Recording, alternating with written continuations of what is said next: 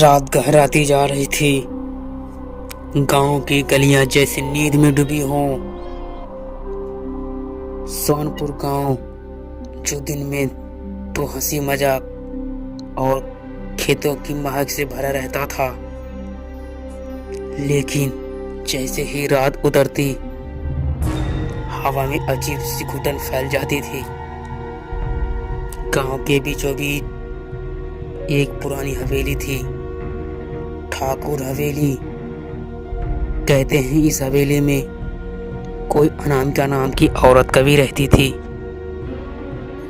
जिसकी मौत आज से 30 साल पहले उसी हवेली के अंदर रहस्यमय तरीके से हुई थी। मौत के बाद भी उसकी रोती हुई आवाजें और कांच टूटने की आवाजें आप भी हवेली से आती थी। गांव के नुक्कड़ की चाय की दुकान पर 3 दोस्त बैठे थे, मोहन, राजेश और हरेंद्र। तीनों बचपन के साथी थे, लेकिन आज रात उनके चेहरे पर कुछ और ही था,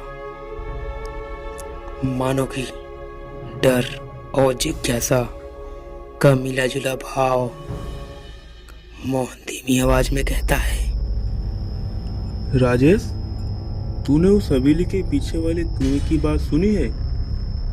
लोग कहते हैं यदि कोई दरवाजा खोलता है तो वो फिर कभी नहीं लौटता।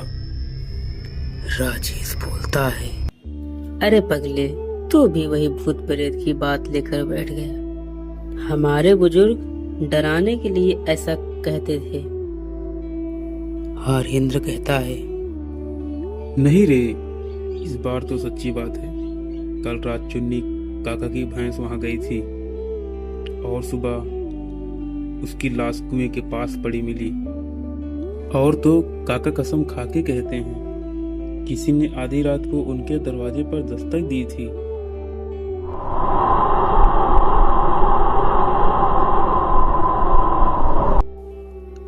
हवा तेज चलने लगी। झोंके की आवाज तीनों के शरीर में सिहरन दौड़ गई। चाय की भाप हवा में घुली और फिर सब खामोश हो गए।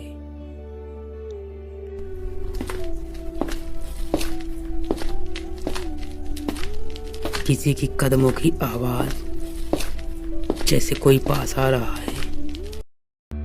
अचानक एक शख्स वहां आ पहुंचा।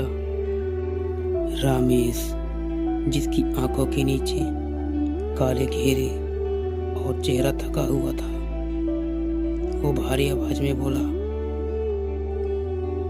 तुम सब डर की बातें कर रहे हो, पर जो मैंने देखा वो डर से भी आगे की चीज है। राजेश कहता है, क्या मतलब? रमेश बोलता है, आज से 3 साल पहले मेरी बेटी बीमार पड़ी थी। रात के 12:30 बजे मैं उसे लेकर शहर जा रहा था।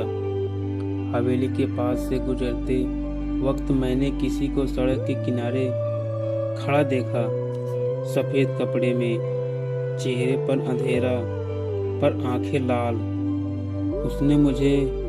उसने मुझसे पानी मांगा और जब मैंने दिया तो वो मुस्कुराई।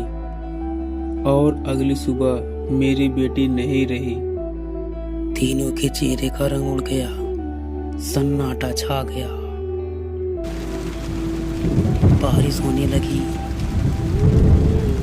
उसी वक्त गांव के एक और आदमी की कहानी शुरू होती है। नाम था देवेंद्र। गरीब किसान था, लेकिन बेहद नेक दिल का। उसका 10 साल का बेटा मुन्ना कई दिनों से बुखार से तप रहा था। दवा खत्म हो चुकी थी और रात थी पूर्णिमा की। देवेंद्र ने अपनी पत्नी से कहा, मैं मुन्ना को लेकर शहर जा रहा हूँ, चाहे जो हो जाए मैं उसे बचाकर ही लाऊंगा। देवेंद्र की पत्नी बोली, पर सुनो जी, ठाकुर हवेली के रास्ते से मत जाना, वो रास्ता मनहूस है। देवेंद्र कहता है, अगर मैं डर गया तो मुन्ना मर जाएगा। अब डर से बड़ी कोई बीमारी नहीं होती। कंधे पर बेटे को लाद कर देवेंद्र निकल पड़ा।